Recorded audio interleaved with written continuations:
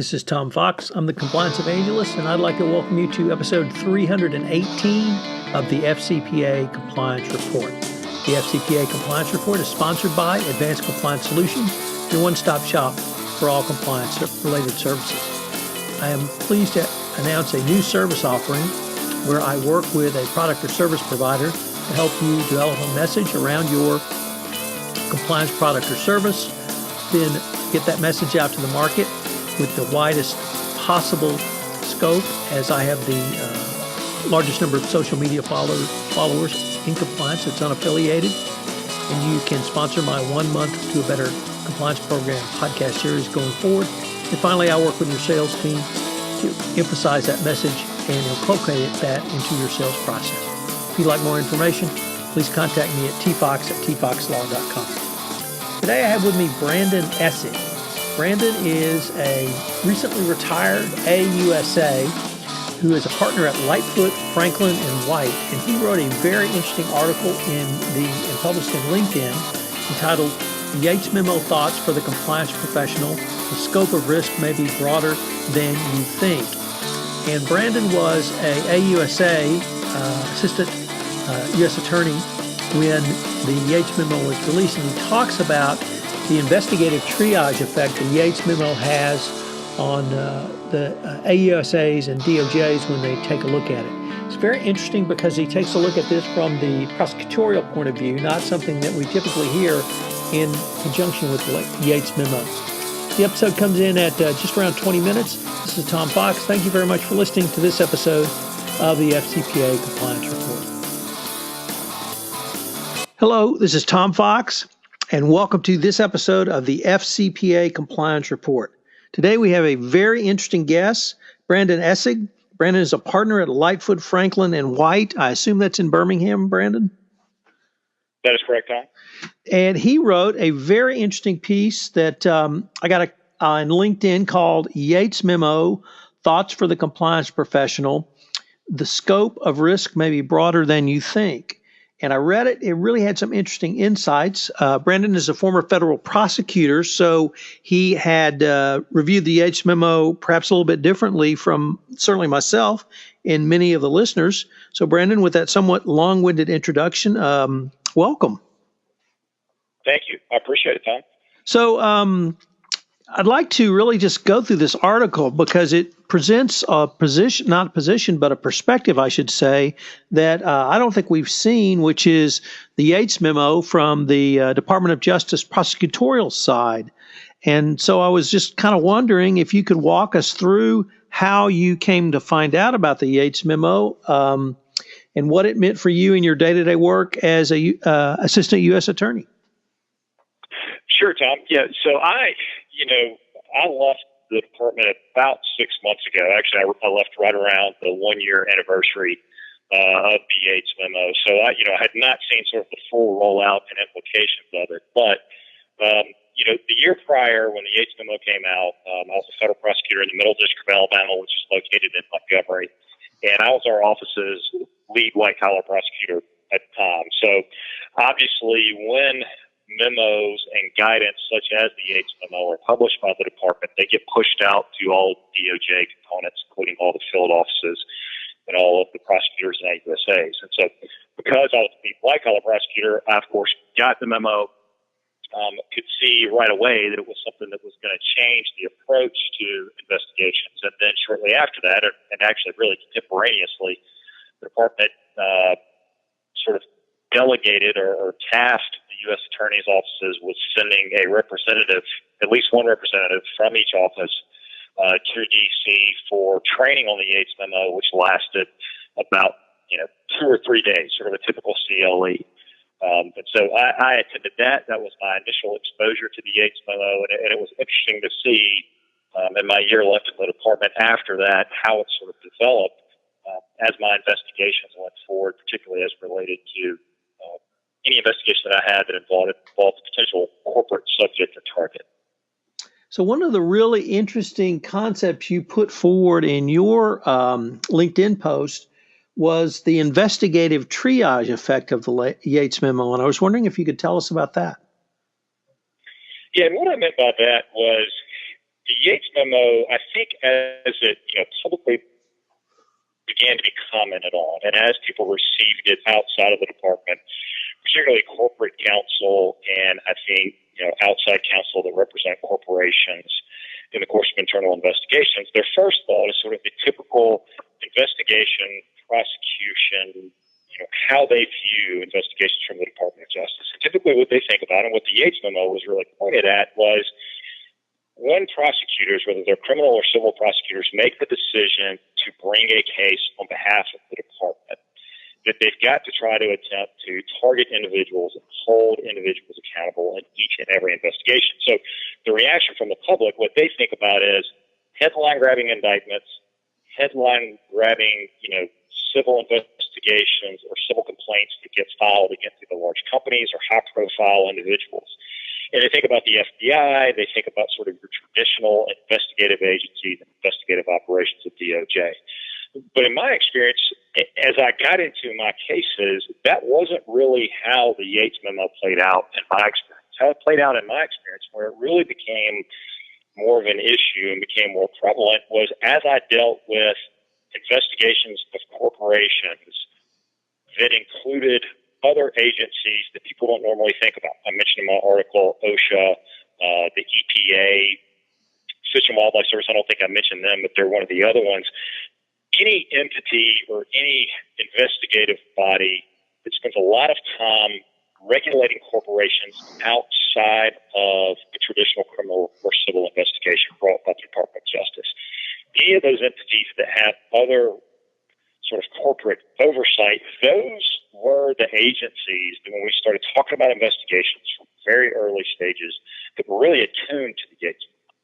And in some of my cases, there were ones that from the beginning you could see, you could easily have a resolution against the corporate entity, either civilly or criminally. What was harder in the early stages of some of those investigations was figuring out how you were going to get to individual liability. And so as we began to triage, which is the term I'd use, as we began to talk about, okay, going into this investigation, if we have an assumed set of facts that we're going to discover, and we think we have a way of determining liability, if we can't indict, or if my civil counterparts in the U.S. Attorney's Office or at Maine Justice can't bring a civil suit against these people, what other remedies are there available that will allow us to meet the ends of the Yates memo? And that's where the triage effect came into play. And where I saw that, and where I saw there was a way to sort of resolve some of that friction where you may not have criminal liability, or organizations that have sort of robust Office of Inspector General efforts, or they have, like I used the example of the Department of Defense, all of the military agencies that are involved in some sort of procurement aspect all have administrative arms, they have suspension and debarment officers, and those organizations all have administrative or regulatory remedies that they can bring to bear on individuals in an organization. And they don't have the same standards of proof, certainly for a criminal prosecutor. And in many cases, because they're administrative in nature, their barriers to an individual enforcement action are not even as robust as a civil case. And so as I started thinking about it, and as I started thinking about my cases, and certainly when I got in private practice, trying to think about for clients the perspectives to bring, is that this was something that I had not seen talked about. And something that I don't think people were thinking about. And to me, it's a very real risk associated with individuals and companies that are defending investigations by DOJ. That's a great point, because certainly in my world, in the FCPA, we only think about fines and penalties, and then obviously on the individual side, potential jail time. No other remedies are really ever considered, although those are available in the statute. And with the much broader remit of cases that you were handling, you would really have a large number of tools in your or arrows in your quiver as a prosecutor to bring to bear against both corporation and individuals. It's just I don't think civil practitioners are really aware of the scope of what you can do as a prosecutor. Yeah, and I think the way to think about that is to understand it's not necessarily something that I was going to do as a prosecutor. I mean, the suspension and debarment activities those aren't handled by the criminal prosecutors at DOJ, and typically they're not even handled by the civil lawyers at DOJ. Who they're handled by are either agency counsel or, for example, again, every Department of Defense entity in their procurement arm has a suspension and debarment officer and a group of sort of investigators, so to speak, that investigate these cases. And so my point is that what was unique for me after the Yates memo was that, it would typically be you would handle an investigation of a corporation. You would see, could either you as the prosecutor or your civil counterpart bring a case against an individual or the company in general. And if you couldn't, you would just kind of close the case and move on. But in my experience, after the Yates memo, there were discussions we had early on with, I can't think of a specific example of a DOD entity and their OIG personnel, their internal counsel that dealt with their suspension and debarment people, to immediately start talking about, okay, look, if we end up not being able to pursue this, the Department of Justice lawyers, do you guys have an option or do you guys have an ability to pursue individual enforcement actions?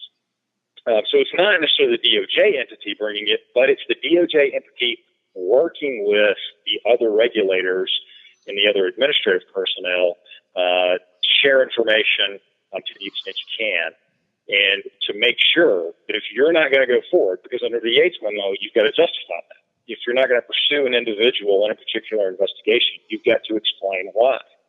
And the alternative remedies that you have, whether administrative or regulatory, can help you give that justification for why you're not going to pursue the case criminally against an individual.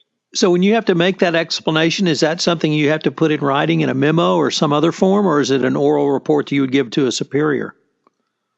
Yeah, no, well, the Yates memo requires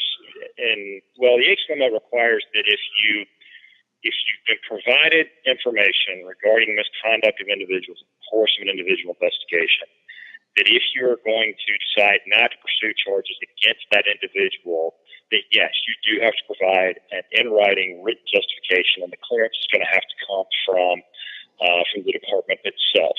Now, again, I left a year after. None of my investigations were advanced enough to the point that we could actually make those decisions in any of the cases that I was working on at the time. But the point of my article was that I was seeing that process in play, again, from day one in all of the investigations that I was handling. So let me kind of flip the sides we're sitting on, because I'm as indicated, a civil side lawyer, and I read the Yates memo, and I first see if I want my client to receive any double-scored, underlined in bold credit for cooperation, I have to self-disclose and, as soon as practicable, turn over information on individuals. So if you're sitting across the table from me, what would you expect from a white-collar defense counsel coming in to either make a self-disclosure or provide you with information as required under the Yates memo? Yeah, I think the expectation is that you're going to truthfully disclose all of the evidence that you have regarding misconduct on the part of any individual. And this is kind of the other thing that I tried to address in the article, which I think is a little bit tricky. In the way the Yates memo is obviously directed at criminal and civil liability in cases brought by the Department of Justice. However, that's a difficult call to make on the front end of an investigation. And it's the front end of the investigation where you've got to make a sufficient disclosure that allows you to get credit for your cooperation of the case. So, and the Yates memo doesn't delineate a standard that you have to use to determine whether you have a sufficient evidence of misconduct that would require a disclosure to the department. So it's a little bit of a difficult thing. I mean, I think what I would say, and my advice to clients would be, and when I was a prosecutor, what I would have been looking for is really an ongoing dialogue. A dialogue that, one, starts as early in the case as possible. And two, as your case moves forward, whether you're getting grand jury subpoenas from me or from another DOJ entity, or if you're getting OIG subpoenas or something of that nature, I think most prosecutors are going to understand and expect that there's going to be a period of time where you are doing your investigation, where you are fact finding. But I think in the Yates memo, whereas before you could spend a little bit more time probably sitting back and trying to make the decision for whether or not you had the type of misconduct that would require disclosure. If you're weighing those factors and trying to make a yes or no decision on disclosure, I think prior to the Yates memo, you could probably be a little bit more conservative with your disclosure. You could probably hold a little bit more close to the vest. Afterwards, I think really what you're going to have to do is you're going to have to err on the side of disclosure. And I think, again, the Yates memo uses the term misconduct intentionally. And doesn't say criminal misconduct, civil misconduct, it uses the bare phrase misconduct. So if you've got the type of information that you don't think rises to the level of criminal liability, or maybe even not civil liability, it's some sort of misconduct that could result in, some other regulatory or administrative action, you certainly have got to err on the side of disclosure. I think in the post-Yates world, there's a risk that is created by deciding not to disclose. There's the risk that you're going to lose that potential cooperation credit. So after I've come in and I've made my self-disclosure, I presented my initial investigative report, either report or findings to you. Does the substance of the Yates memo change your investigative protocol or your protocol going forward at all beyond the triage you've had to do? I don't think it changes the protocol. I don't think it changes the protocol at all, because at that point, you're still making assessments of individual liability. I think the only thing that would be different in that sort of scenario is that, I think just the discussions are gonna be longer, and maybe the investigations gonna last a little bit longer, because you've got to take. For example, let's say you disclose a body of facts that implicates, a handful of individuals. You then, once you've got that information as the prosecutor, you're going to have to make under the Yates memo, a person-by-person determination of what their liability is. So, the protocol I don't think is any different, but what I think counsel should expect, what lawyers should expect representing companies and individuals, is that there's got to be an ongoing dialogue with the department. And I think there's going to be an expectation, or you should have an expectation, that one disclosure is not going to be enough. But there's going to be a continuing request to go back and find more information and do additional investigations. And the advice I would give is for people representing companies, if they're making disclosures regarding employees that maybe they don't represent because the employees have some potential individual liability, the recommendation I would make is that corporate counsel, whether in-house or outside counsel, be very proactive with regulators they're dealing with in asking questions about where the investigation is going next. Because it's only through that sort of discussion that you can maybe figure out and get some insight into how an individual is being triaged, so to speak, to meet the ends of the Yates memo. So in terms of the long-term effects of the Yates memo, do you see really any long-term structural changes, or is this just really a minor or rather more of a tactical change from the department's perspective, or is it really not? I think it is a change, and I think there's been some recent headlines that indicate this. Again, the Yates memo is directed at criminal prosecutions and civil lawsuits, which of course are going to be public record and are going to be known about. I think if you look at the recent indictments in the Takata cases related to the airbags and the recent indictment of the Volkswagen executives, right? Obviously those charges and the outcome of those cases were very different than, for example, the outcome of the GM cases where the company itself was charged, or the myriad of financial investigations as a result of the financial crisis where essentially no individuals were charged. So I think those two cases, both of which happened in January, are a pretty strong indicator that the Yates memo has changed the outcome of some of the investigations. Now, here's what I'm sorry, go ahead, Tom. No, that's a great point, particularly considering the GM settlement was announced, and just a horrible coincidence the same week as the Yates memo came out. Right. And many commentators, if not panned, critiqued strongly the GM settlement for exactly the reason you brought up, that there were no individual indictments or prosecutions. So Volkswagen really spoke to that. Yeah, and I think honestly, I think a little bit of the GM criticisms of the department were a little bit unfair. Because, as you know, the fact that the announcements came out the week of the memo indicated that those settlements had been negotiated, well in advance of the development of the Yates memo and the publishing of the Yates memo. So, I think it probably would have been a little bit unfair if the department had said, look, we've been developing this policy, you guys don't even know about it, and now we're going to charge people and change the way we've been doing things. So, yeah, I think some of that was a little bit misplaced and a little bit disingenuous. But I think the Volkswagen and Takata cases are evidence that things are changing. Here's the thing I expect, and this is a pure prediction. This is not an insight based on any knowledge I have or anything like that. But I think with the new administration, and I think with Sessions as the Attorney General, one of the things the Yates memo doesn't really say is you've got to disclose information about misconduct of all individual employees that are implicated in the course of an investigation. Now, what it doesn't say, though, is it doesn't require prosecutors or department personnel to make an effort to reach the highest possible level of individual misconduct in the course of any investigation. And that might be the one corollary or additional guidance that I think you could see from the new administration and with Sessions as AG, is something that says something along the lines of, not only do you have to determine individual misconduct, but you've got to make an affirmative effort to pursue the highest levels of that misconduct, or explain why the supervisor or the executive above the person you've identified as having some criminal or civil liability isn't also being held accountable.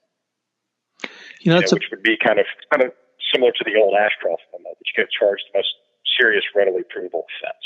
Right. That would be a very interesting development. I know several people have raised that, and I think in terms of as incentives for compliance and putting best practices compliance programs in place, that is something that at least many compliance commentators would see as a positive in the way of enforcement out of the Department of Justice.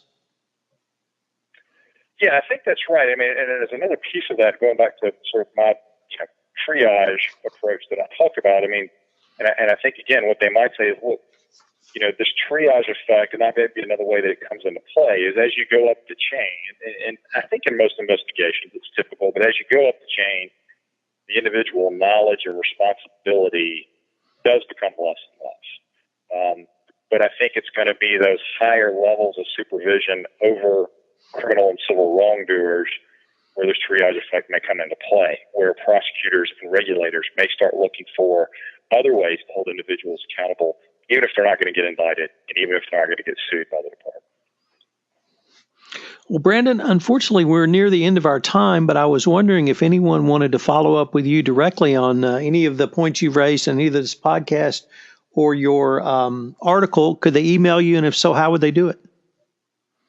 Absolutely. So my email address is B as in Bravo, Essig, which is E, S as in Sam, S as in Sam, I-G, and that's at lightfootlaw.com, and Lightfoot Law is LIGHTFOOTLAW.com.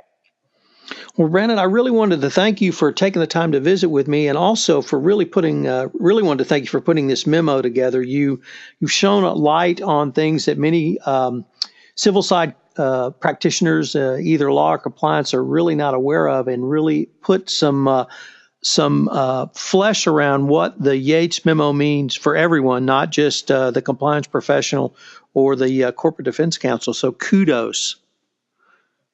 Well, you're welcome, and thank you, Tom. I appreciate it. Hello, everyone. This is Tom Fox again. I'd like to thank you for listening to this episode of the FCPA Compliance Report. I'll link to Brandon's article in the show notes. If you have listened to this podcast on iTunes, I would greatly appreciate it if you would rate the podcast, as it would help in our rankings and also get the word out about this top podcast in compliance. Also, if you have any questions, please feel free to email me at tfox@tfoxlaw.com. This is Tom Fox. Thank you again for listening to this episode of the FCPA Compliance Report, and I hope you'll join me for our next episode.